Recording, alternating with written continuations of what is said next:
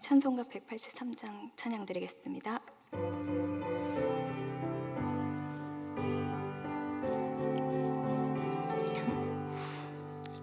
빈들의 마른 풀같이 시들은 나의 영혼, 주님이 약속한 성령 간절히 기다리네. 가물어 메마른 땅에 단비를 내리시듯 성령의 단비를 부어 새 생명 주옵소서. 반가운 빗소리 들려 산천이 춤을 추네. 봄비로 내리는 성령 내게도 주옵소서. 가물어 메마른 땅에 단비를 내리시듯 성령의 단비를 부어 새 생명 주옵소서. 절 따라 우로를 내려 초목이 무성하니 갈급한 내 심령 위에 성령을 부소서. 가물어 메마른 땅에 단비를 내리시듯 성령의 단비를 부어 새 생명 주옵소서. 참되신 사랑의 언약 어길 수 있사오랴. 오늘의 흡족한 은혜 주실 줄 믿습니다. 아멘. 가물어 메마른 땅에 단비를 내리시듯 성령의 단비를 부어 새 생명 주옵소서. 아멘. 기도하겠습니다. 하나님 아버지, 어린 양 독생자 예수를 우리에게 보내주셔서 주 흘리신 그 보혈이 우리를 정결케 하시고 하나님의 존전으로 인도해 주셔서 감사를 드립니다. 이 시간 우리의 심령을 만지시며 성령의 내주하심으로 말미암아 우리의 삶이 소생케 되어지는 은혜가 예배드리시는 모든 성도님들의 삶 속에 불일 듯 일어나도록 역사하여 주옵소서. 온전케 하시는 우리 주 예수 그리스도의 이름으로 기도드립니다. 아멘. 네, 말씀은 사도행전 10장 23절부터 33절까지입니다.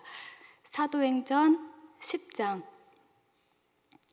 23절부터 33절까지입니다. 한 절씩 교독하도록 하겠습니다. 사도행전 10장 23절부터 33절까지입니다. 베드로가 불러들여 유숙하게 하니라. 이튿날 일어나 그들과 함께 갈새 욥바에서 온 어떤 형제들도 함께 가니라. 이튿날 가이사랴에 들어가니 고넬료가 그의 친척과 가까운 친구들을 모아 기다리더니 마침 베드로가 들어올 때 고넬료가 맞아 발 앞에 엎드려 절하니 베드로가 일으켜 이르되 일어서라, 나도 사람이라 하고 더불어 말하며 들어가 여러 사람이 모인 것을 보고 이르되 유대인으로서 이방인과 교제하며 가까이 하는 것이 위법인 줄은 너희도 알거니와 하나님께서 내게 지시하사 아무도 속되다 하거나 깨끗하지 않다 하지 말라 하시기로 부름을 사양하지 아니하고 왔노라. 묻노니 무슨 일로 나를 불렀느냐.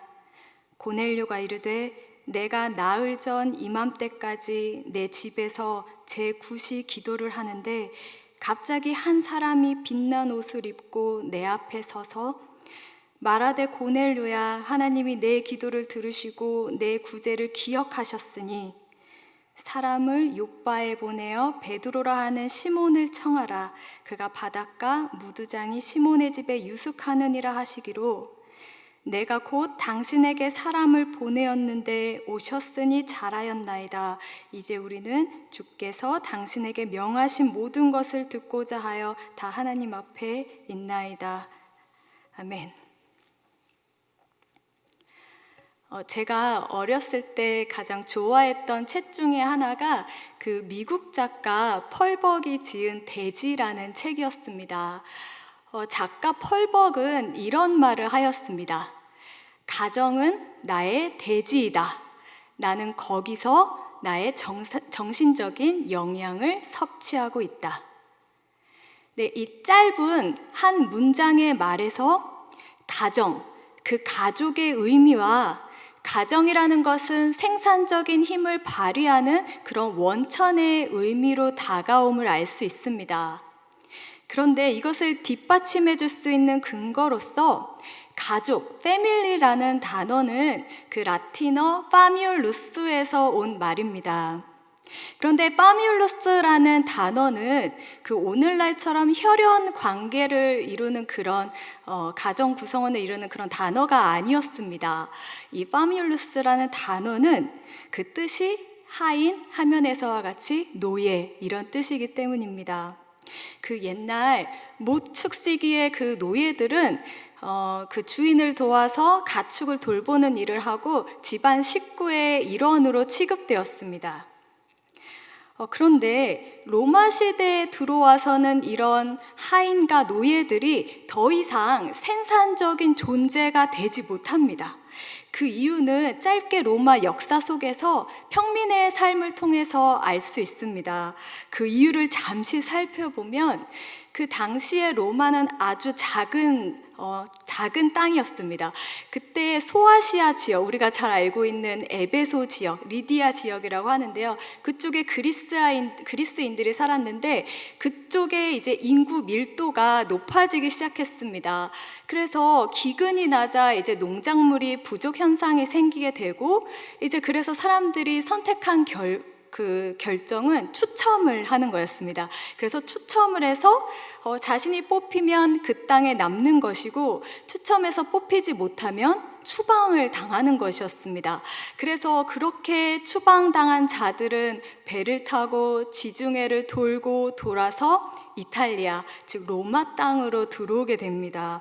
그들을 우리는 에트루리아인이라고 합니다. 그런데 이 에트루리아인들이 싸움을 너무 잘하는 것입니다. 얼마나 강했냐면 화면에 보시다시피 그 로마가 처음에 왕정 시대로 시작하는데요. 7대의 그런 왕이 계속 바뀌는데 5번과 7번이 다 에트루리아인이 왕을 다스립니다.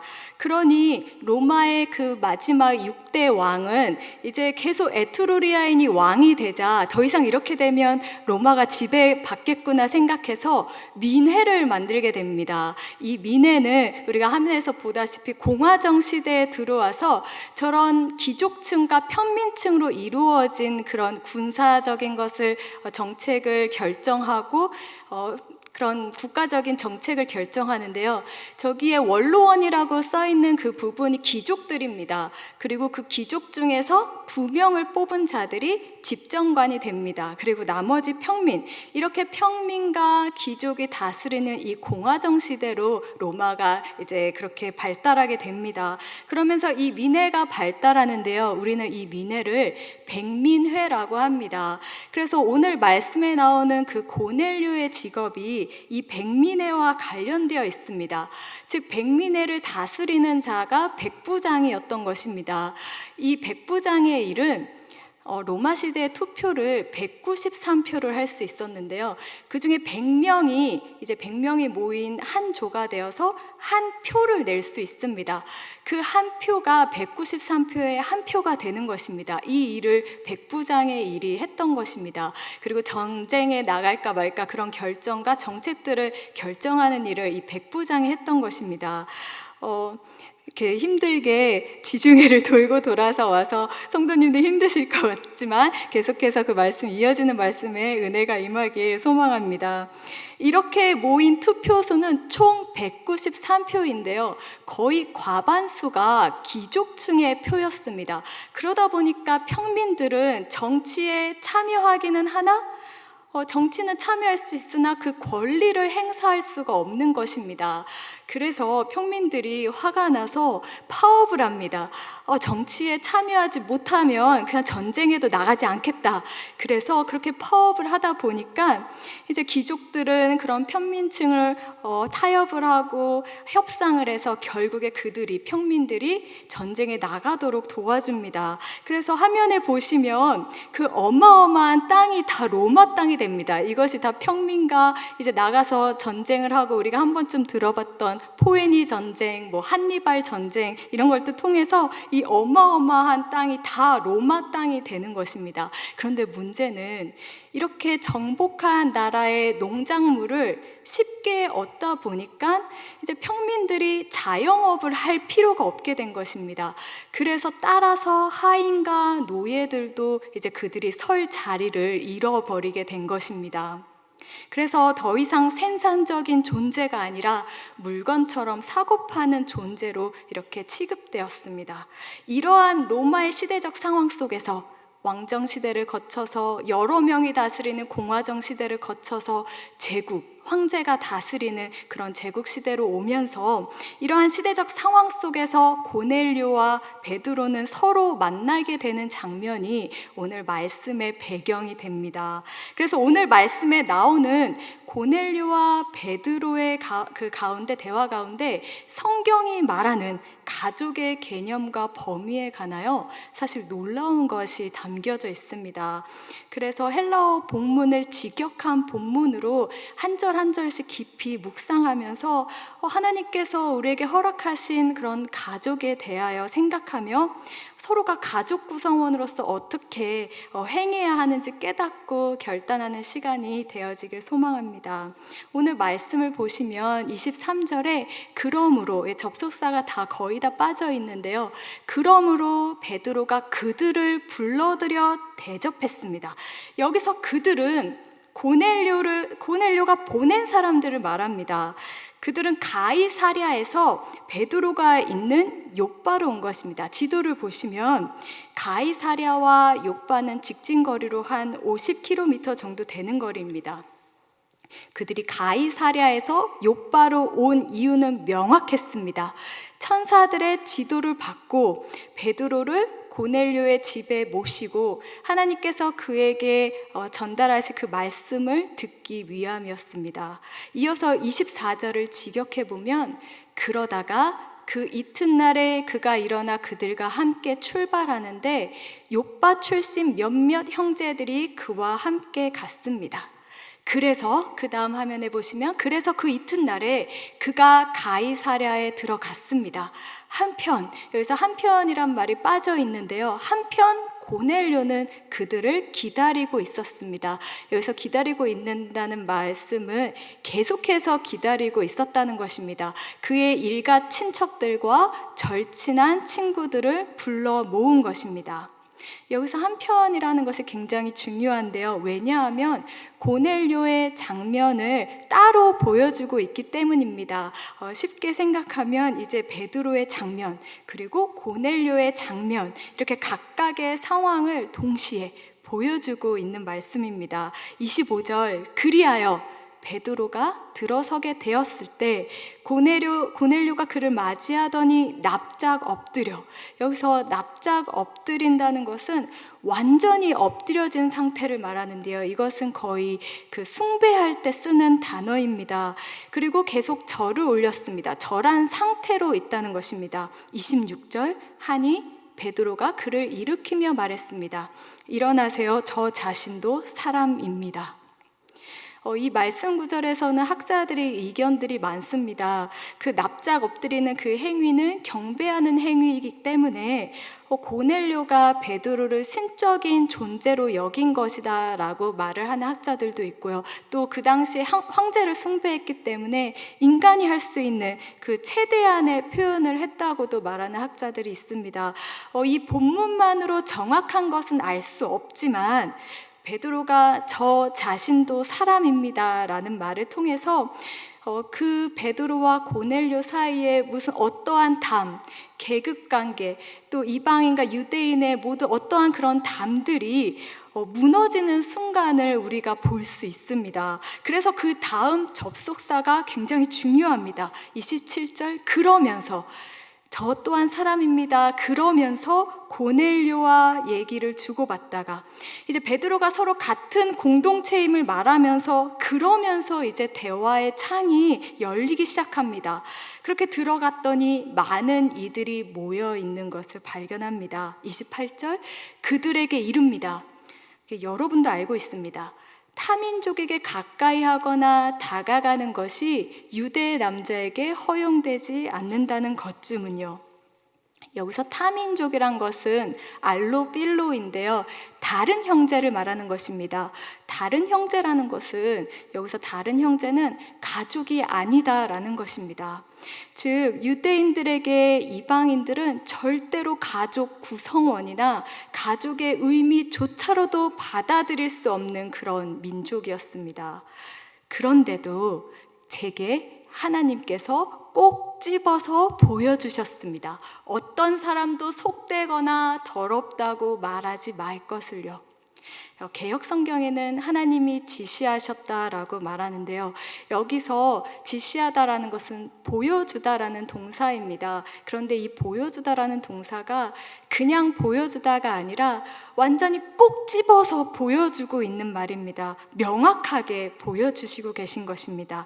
29절에 그러므로 부름을 받은 후 군말 없이 오기조차 했습니다. 네, 군말 없이 오기조차 했습니다. 원하지 않았지만 부름을 받았기에 여기까지 오기조차 했다는 것입니다. 여기까지 이르게 되었다는 것입니다. 그런데 여기까지 말씀에서 베드로와 고넬료 사이에 서로 비슷한 상황이 이어지고 있음을 발견할 수 있습니다. 그것은 24절에 구체적으로 나와 있었는데 혹시 발견하셨습니까? 서로 굉장히 비슷한 상황이 있습니다. 24절에 보시면 베드로는 욥바 출신 몇몇과 함께 출발했습니다. 그리고 고넬료도 그의 일가 친척들과 그의 절친한 친구들을 모아서 기다리고 있었습니다. 이 장면을 보시면 그냥 그런가 보다라고 생각할 수 있겠지만 이건 참으로 어려운 일을 한 것입니다. 베드로는 이방 지역인 가이사랴에 가는 것이 선뜻 엄두가 나지 않았을 것입니다. 그런데 그 일에 욥바 출신 몇몇이 동행하고 있다는 것입니다. 반면에 한편으로 고넬료도 마찬가지입니다. 고넬료는 엄청난 부자의 귀족 중의 귀족층이었고 그 당시 로마 공화정으로 이어가게 한 귀한 일을 했던 그런 고넬료의 직업이 백부장임을 생각했을 때 자신들을 무시하는 유대인에게 사람까지 보내어서 또 그 사람을 기다리며 있는데 그것도 그의 일가 친척들과 절친한 친구들이 함께 모여서 기다리고 있었다는 것입니다. 근데 이것은 절대로 쉬운 일이 아닙니다. 저는 저의 아버지를 꼭 빼닮았습니다. 저의 아버지를 후에 보시게 되면 아주 깜짝 놀라실 것입니다. 왜냐하면 저와 정말 똑같습니다. 그래서 저는 걱정이 됩니다. 여기가 저의 소중한 앞머리가 걱정이 저는 저희 아버지를 사랑하고 존경합니다. 어쨌든 그렇게 아버지를 꼭 빼닮은 제가 아버지 말은 잘 듣지 않습니다. 여러분들 중에서도 이런 말 말씀하지 않습니까? 내 배로 낳은 아이지만 얘는 왜 이렇게 제가 들은 말입니다. 그만큼 한 가족도 한 가지 뜻으로 의견을 모으기가 쉽지 않다는 것입니다. 그런데 지금 그 큰 어려운 일을 베드로와 고넬료가 각각 감당했다는 사실입니다. 이것은 하나님의 역사하심이 아니면 절대로 있을 수 없는 일입니다. 그래서 28절에 타민족에게 접근하는 것이 유대인에게 허용되지 않는다는 것을 여러분도 아십니다. 이 말에서 우리가 이렇게 만난 것은 인간이 도저히 할 수 없는 일입니다 라고 고백하는 그 말입니다. 저 또한 사람입니다 라는 그 베드로의 말도 제가 여기까지 온 것은 인간이 할 수 없는 일, 즉 하나님께서 역사하심을 나타낸다는 것을 우리는 말씀 속에서 찾아볼 수 있습니다. 그리고 이어서 더욱더 구체적으로 하나님의 역사하심은 더 선명하게 나타납니다. 30절 함께 보겠습니다. 그러자 고넬료가 이릅니다. 나흘 전부터 이 시간까지 저는 저의 집에서 제9시 오후 3시입니다. 기도를 드리고 있습니다. 그런데 보십시오. 개역 성경에는 이 말이 빠져 있습니다. 그런데 보십시오. 굉장히 앞에부터 현재 시제를 쓰면서 그때의 상황을 아주 생동감 있게 설명하고 있습니다. 그런데 보십시오. 남자가 제 앞에 빛나는 옷을 걸치고, 그래서 입는다는 그 말보다 그 빛나는 것을 걸친 그런 느낌의 동사입니다. 31절입니다. 이릅니다. 고넬료야, 너의 기도가 전해졌고 너의 구제들이 하나님 앞에 기억되었다. 32절, 그러므로 욥바로 사람을 급히 보내 시몬을 청하라. 여기서도 급히라는 말이 빠져 있는데요, 이 접속사와 함께 연결되어서 명령의 의미가 담겨져 있습니다. 굉장히 다급한 상황, 급히 보내라. 그는 베드로라 일컬어진다라는 말입니다. 그래서 어떻게 반응하였습니까? 33절입니다. 그래서 즉시 당신에게 급히 보냈습니다. 즉시 반응하였다는 것입니다. 하나님께서는 고넬료에게 나타나셔서 그의 가정을 만지셨으며, 또한 베드로에게 나타나셔서 베드로가 깨닫기까지 꼭 집어서 그렇게 보여주셨다는 것입니다. 서로 완전히 다른 두 부류가 하나가 되기까지 먼저 하나님의 일하심이 전제되었다는 것입니다. 그 역사의 반응 또한 중요합니다. 베드로는 어떻습니까? 베드로는 가이사랴에 사람을 보냅니다. 그리고 가이사랴로 떠났습니다. 그리고 고넬료도 천사가 욥바로 사람을 급히 보내라는 말에 이제 고넬료는 그 즉시 사람을 보냈습니다. 하나님의 역사하심에 그들은 각각 그렇게 반응하였던 것입니다. 그리고 33절, 그리하여 당신이 오셨으니 매우 잘하신 것입니다. 그러니 이제 우리 모두는 하나님 앞에 이른 것입니다. 이 말씀은 저의 마음을 아주 뜨겁게 하였습니다. 하나님의 일하심에 고넬료와 베드로가 순종으로 반응하여 만나게 되었는데, 이러한 순종이 결국 그들 모두를 하나님 존전으로 인도해 내셨다는 것입니다. 서로가 하나가 된다는 것은 참으로 어렵습니다. 아까도 언급했듯이 한 가족도 서로 하나가 되기는 쉽지 않습니다. 물론 여러 다른 의견들 속에서도 화목한 가정이 있을 수 있지만, 그러나 많은 불화와 아픔들로 힘들어하는 가정도 있습니다. 부끄러운 이야기지만 저의 가정 또한 많은 일들로 서로를 힘들게 하고 상처를 주고 아프게 하는 시간들이 있었습니다. 근데 이전에 저는 이제 부모님을 원망했고 미워했으며, 항상 힘들 때마다 나 혼자라는 생각에 무슨 일이 생기면 다 부모님 탓으로 여기며 원망했던 적이 많습니다. 서로에게 심한 말을 하고, 이제 부모님께서 더 이상 인연을 끊자 그 말에 저는 수년 동안 연락하지를 않았습니다. 그 후로도 연락할 생각은 추호에도 없었습니다. 그만큼 저의 마음에는 미움과 증오가 아주 가득 차 있었습니다. 심지어 그로부터 몇 년 후에 부모님께서 우리 오산제일교회 문 앞까지 찾아오셨습니다. 그런데 저는 매몰차게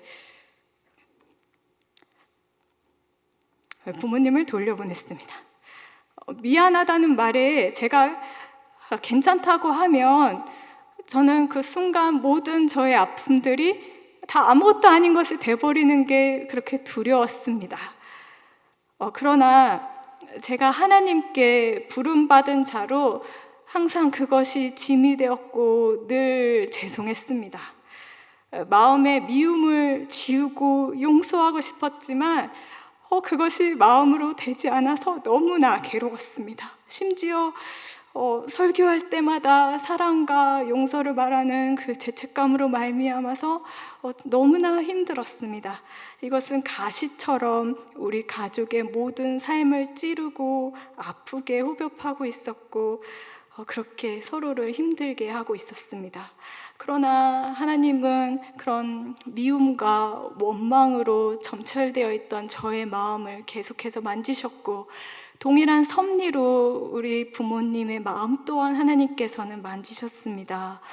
이렇게 하나님께서 각각 만지심으로, 즉 그런 하나님의 섭리와 역사하심으로 저의 가정은 이전과 다르게 회복되어 가고 있었습니다.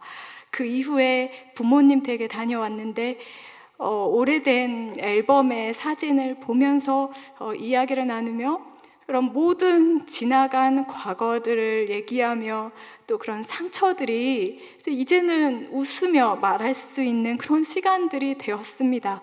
흉터는 보기 흉하게 남아 있습니다. 누가 보기에도 흉터는 흉터입니다. 그러나 이제는 그 흉터를 보면서 웃을 수 있는 건강해진, 더욱 견고해진 가정이 되었다고 생각합니다.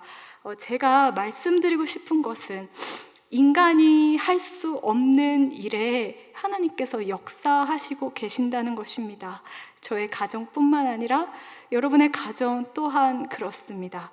이렇게 말씀에서 베드로가 그 하나님의 역사하심과 예수 그리스도의 복음을 선포할 때에 그들에게 성령이 임합니다.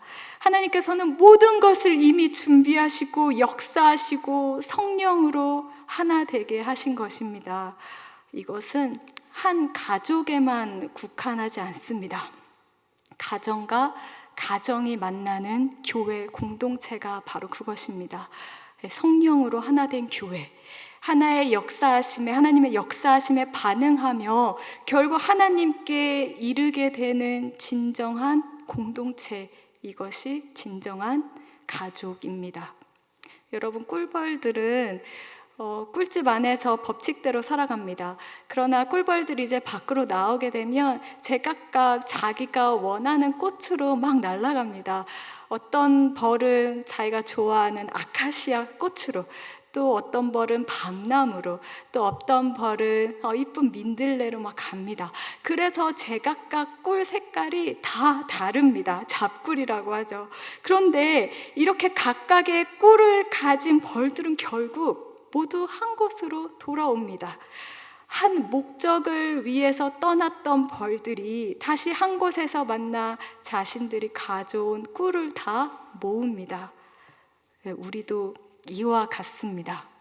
우리는 결국 한 뜻, 한 목적을 가지고 하나님 앞에 이르러서 하나님이 원하시는 목적을 이루는 것입니다. 그 모습은 어떠한 것이겠습니까? 마지막 33절 하반절입니다. 이제 우리 모두는 하나님 앞에 이른 것입니다. 주님께서 당신에게 맡기신 모든 것을 들으려고요. 그렇게 고넬료의 가족은 베드로를 통해 하나님의 말씀을 듣게 되었습니다. 그 말씀은 예수 그리스도를 믿는 자마다 죄 사함을 받는다는 말씀이었습니다. 그리고 그때 거룩한 영이 그들에게 임하였습니다. 이것은 서두에 말한 그 생산과 관련되어 있습니다. 하나님께서는 이 세상을 창조하시고 우리에게 경작하도록, 생산하도록 맡기셨습니다.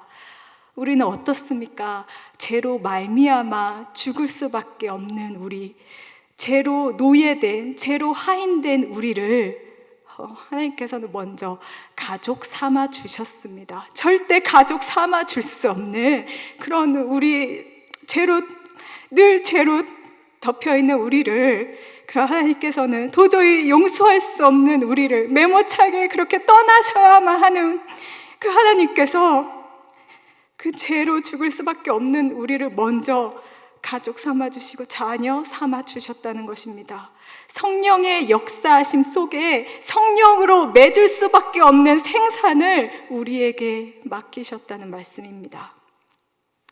사랑하는 오산제일교회 성도 여러분, 우리 모두는 예수 그리스도로 말미암아 영적인 가족이 되었습니다. 그리고 예수 그리스도로 말미암아 우리 각각에 부여해 주신 하나님의 메시지가 우리의 행동과 우리의 말로 오늘 말씀의 베드로의 설교처럼 드러나게 됩니다. 따라서 성령의 내주하심으로 말미암아 그렇게 성령의 열매를 맺는 삶으로 우리의 행동이, 우리의 말이 선포되어져야 한다는 것입니다. 이것이 성경이 말하는 진정한 가족입니다. 하나님이 주인 되시며 그 땅을 경영하고 경작하는 주님의 자녀로 우리의 삶이 메시지로 전파됩니다. 그리고 서로가 서로를 성령 안에서 하나님의 모습으로 보고 성령 안에서 하나님의 말씀으로 듣게 된다는 것입니다. 제가 오산제일 교회에 온 지 아직 2년이 되지 않았지만 2년이 되어 가고 있습니다. 반면에 성도님들은 오랫동안 교회에서 신앙생활 하시며 교회를 지켜오셨습니다. 오랜 세월을 함께 하다 보면 이런 일도 있고 저런 일도 있고 슬픈 일도 있고 기쁜 일도 있으셨을 것입니다. 어쩌면 아픈 기억과 상처도 있을 수 있습니다. 그러나 저는 짧은 인연이지만 우리 교회가 서로에게 참 가족임을 느낍니다. 저는 아직도 첫날 교회에 와서 먹은 밥을 잊을 수가 없습니다. 그리고 또 한 성도님이 아파하시면 우리가 모여 기도하고 그랬던 우리 성도님들을 잊을 수가 없습니다. 이곳에 함께 예배 드리시는 모든 성도님들은 그렇게 지금까지 모든 일들을 하나님 안에서 이기셨고 견디셨고 주님의 몸된 교회를 사랑하셨으며 교회를 지켜오셨습니다. 언젠가 결국에는 마치 앨범을 보며 과거를 회상하듯 그런 것들을 웃으며 얘기하듯 모든 아픔들이 오히려 기쁨이 되는 그런 날이 모두에게 찾아올 것이라고 저는 확신합니다. 왜냐하면 하나님께서 역사하시고 계시기 때문입니다. 가족은 우리의 가정뿐만 아니라 예수 그리스도 안에서 교회와 교회, 성도와 성도, 창조된 우리 모두를 성령 안에서 부르셔서 각 개인마다, 각 가정마다 하나님의 일하심 속에 순종하도록 이끄시고 계십니다. 이제 우리 모두는 예수 그리스도로 말미암아 한 가족이 되었습니다. 저는 이 자리를 통해서 정말 오산제일교회 모든 성도님들이, 우리 목사님, 담임 목사님, 원로 목사님, 모든 우리 성도님들이 저의 가족이 되어주셔서 너무나 감사하며 하나님께 감사를 드립니다. 그렇게 우리 모두가 서로가 서로에게 영적인 가족이 된 것에 감사하며 지금 이렇게 어렵고 힘든 시기도 지금 우리 같이 함께 이겨냈던 것처럼 이 또한 넉넉히 이김을 믿습니다. 부디 우리 모두의 삶이 예수 그리스도의 복음이 그 복음의 메시지로 전해져서 하나님 나라와 그의 영광을 나타내는 일에 귀하게 쓰임받는 우리 사랑하는 오산제일교회 모든 성도님들이 되시길 간절히 소원합니다. 이 시간 함께 하나님 어린 양 찬양 드리겠습니다.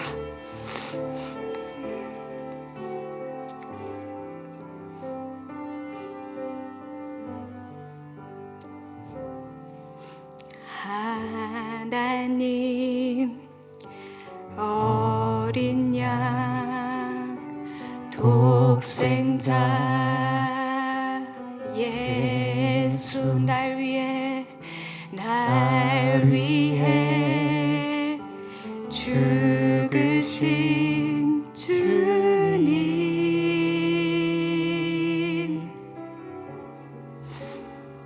주 흘리신 그 보혈이 나의 죄 정결케 하네 내 영을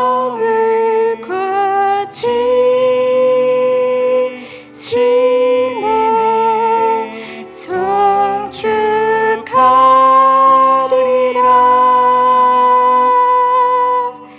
화목케 하신 주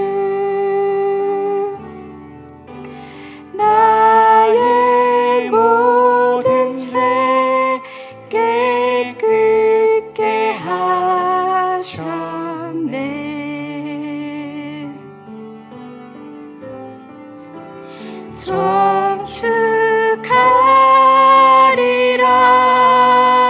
송축하리라 귀하신 어린 양 모두 잘하고 모두 외치리라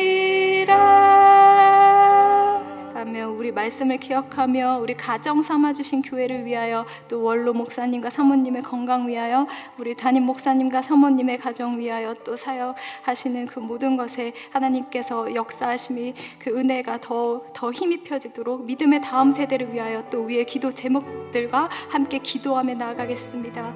하나님 아버지 감사합니다. 우리에게 영적인 가족 되게 하시고 하나님 아버지 우리가 함께 하나님의 존전으로 이렇게 나와서 하나님 아버지 그 역사하심 따라서 우리가 공동체로 나아갈 수 있도록 허락하심 하나님 감사합니다. 예배 가운데 주의 영광을 보게 하시며 찬양 가운데 주의 임재 속에서 주의 사랑을 경험하며 주의 힘을 얻게 하여 주옵소서. 주의 말씀을 통하여 살아나는 성도 되게 하시며 이끄시는 주의 손에 온전히 붙들림 받는 삶으로 하나님 아버지 이끌어 주옵소서. 우리 성도님들의 직장과 학교와 사업장 가운데 주님의 다스림 그 속에서 우리를 통하여 일어나게 하여 주옵시고 깨어진 사회 속에서 깨어진 가정 속에서 우리가 하나님 각자의 예배 자리로 나아갈 때 그곳이 하나님의 영광 받으시는 자리로 탈바꿈 되어지는 놀라운 하나님의 역사가 더욱더 하나님 일어나게 도와주옵소서. 우리의 뜻과 생각을 내려놓고 오직 주의 음성 들으며 믿음으로 그렇게 걸어가는 공동체 되게 하여 주옵소서.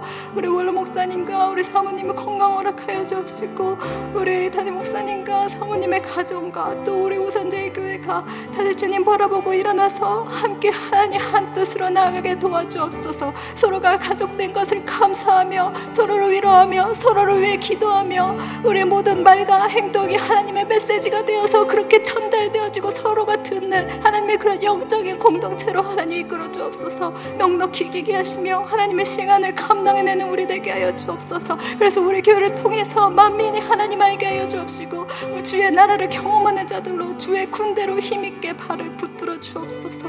살아있는 말씀 통하여 세상의 가치보다 늘 말씀을 사모하며 날아가는 우리 모두 될 수 있도록 인도하여 주옵소서. 주기도문 드리겠습니다. 하늘에 계신 우리 아버지여 이름이 거룩히 여김을 받으시오며 나라의 마옵시며 뜻이 하늘에서 이루어진 것 같이 땅에서도 이루어지이다. 오늘날 우리에게 일용할 양식을 주옵시고 우리가 우리에게 죄 지은 자를 사하여 준 것 같이 우리의 죄를 사하여 주옵시고 우리를 시험에 들게 하지 마옵시고 다만 악에서 구하여 주옵소서. 되게 나라와 건강 아버지께 영원히 있사옵나이다. 아멘.